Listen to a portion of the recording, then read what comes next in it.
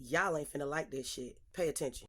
So this gentleman is on the video where we're talking about Tyler Perry, right? And he says, "Hope you understand now that that Tyler Perry saying the light bill was just an easy way of explaining that a man's value is not only his money, it is 100% his money, sir. Because a lot of the issues that we see in the black community are literally connected to the low income earnings of black men. But don't just take my word for it. Let's get into the research." So this is a research article by Brookings, right? And it says the inheritance of black poverty. It's all about the men.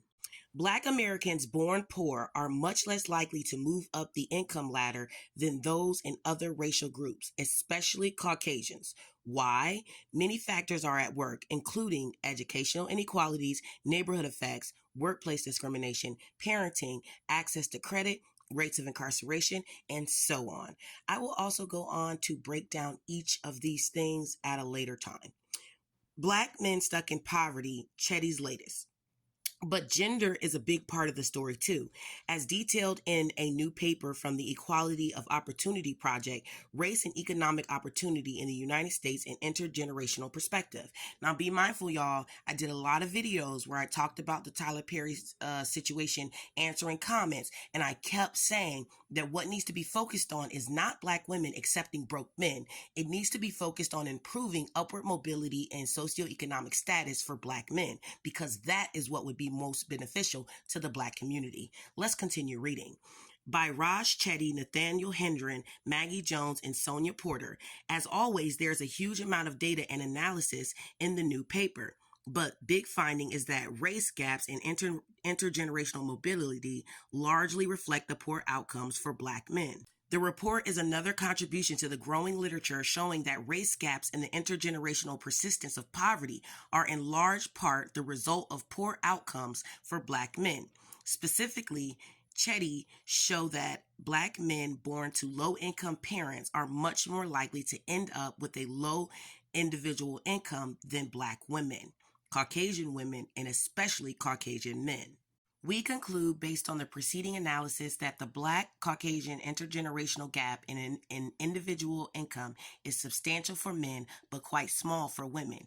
It is important to note, however, that this finding does not imply that Black Caucasian gap in women's individual incomes will vanish with time. This is because Black women continue to have substantially lower levels of household income than Caucasian women, both because they are less likely to be married and because black men earn less than white men. So what they're saying is that black women's family income slides them into poverty because of the low income of the black men that black women partner with, which Tyler Perry was trying to convince black women to do. Even though this is a tale as old as time and supported by numerous research, keeps the black community in a cycle of poverty. In an attempt to estimate the impact of different marriage rates, Chetty calculate the intergenerational mobility rates of Black and Caucasian men poised in both single-parent and married families and find little difference. As they conclude, parental marital status has little impact on intergenerational gaps. In a new paper published today, we examine the same question in a different way. See our longer technical paper. I'll go through that one too for y'all. We confirm the stark differences in upward earnings mobility for Black men compared to both Black women and Caucasians. We also confirm that Black women, despite their solid earnings mobility, have very low family income mobility. Family income is based on everyone that earns income in the home. So it's you and your man, okay? We also confirm that Black women, despite their solid earnings mobility, have very low family income mobility. We then estimate the impact of racial differences in marriage rates by simulating higher marriage rates among Black women. Like Chetty, we find no significant effects. Black and Caucasian children are born into very different economic circumstances. Almost half of Black boys and girls are in households in the bottom fifth of the income distribution, compared to just over 1 in 10 Caucasian children. And the bottom fifth is poverty. There are then huge race gaps in the chances of being born to or raised in a poor family, gaps that were scarcely lower among children born in the early 1980s than they were among those born in the years around 1960. But what about the chances of escaping poverty as an adult? Gender and race gaps in upward mobility.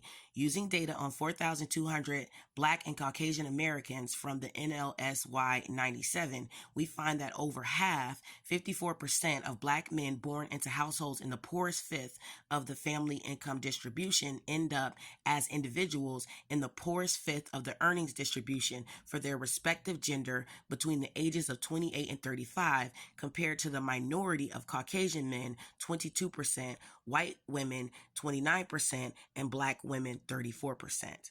Black men have low earnings mobility. Here's that graph right there for you to see, and you can see that Black men are the highest percentage there, right? Black women are in second, Caucasian women are third, and Caucasian men are fourth. In terms of their individual earnings, Black women have similar odds of escaping poverty as Caucasian women, though both these groups lag behind the upward mobility of Caucasian men. These analyses don't consider the income of other family members, however. Now, when we're talking about other family members, it means in a household, maybe there is a grandmother that brings in an income, a grandfather that brings in an income, an uncle or aunt that brings in an income, maybe even an adult child that brings in an income. What happens when we look instead at adult family income as opposed to individual earnings? A very different picture emerges for Black Americans. Black men and women have low family income mobility. So that's Black men and Black women together in a family unit, in a household, whether they are married or unmarried, have low family income mobility. Here's the graph for that so that you can see that. And you notice how for Black women, their upward mobility decreases because of their partnership with low income Black men. Black women face a very high risk of being stuck in poverty, 62%, surpassing even the 50% risk faced by Black men. For Caucasians, the odds of remaining stuck in poverty remain relatively low for both men, 28%, and women, 33%. When we use a family income measure, the headline finding here is that among those who grew up poor, Black women are the only group showing a marked difference between the risk of being in the bottom quintile of the individual earnings distribution for each gender and the risk of being in the bottom quintile of the family income distribution for the whole age cohort. Caucasians do well on both counts. Black men do poorly on both counts. Black women do reasonably well on the first and very poorly on the second. So Black women do reasonably well in their individual earnings, but they do poorly on their family income by partnering with low income Black men. This result is probably driven by the fact that Black women tend to create families with Black men who do poorly on both counts and thus bring down the family income results for Black women. But you sat up there and thought it made so much sense that Tyler Perry told Black women to partner with men that could only pay a light bill, and then you were confused why all of these educated Black women started losing their mind and saying hail to the gnaw to Tyler Perry. Maybe we know something you guys don't because we research. Simulating marriage does little to improve mobility for Black women. It actually brings down the upward mobility of Black women. When Black women marry lower income men or get into partnerships with lower income men, they slide down a socioeconomic class. Okay, so let's say that she is middle class. Her partnering with a low income brother slides her down into poverty, especially when you start adding on children. Here's the graph for that. And as you can see, Black women suffer the most here. While there is a drop in the rates of poverty persistence for Black women, it is a modest one, from 62% to 56%, given the big race gaps in family formation. We expected to see a bigger change for Black women. Help Black men to help Black families, which is all that I have been saying this whole time, and y'all dudes have been attacking me. Our results strongly echo those of the Chetty team. So what conclusions can be drawn? Chetty's team are blunt, writing that the key to closing income disparities for both Black and Caucasian women is to close intergenerational gaps in income between Black and Caucasian men. That's the focus, not getting Black women to accept men that can only pay a light bill. But, whatever.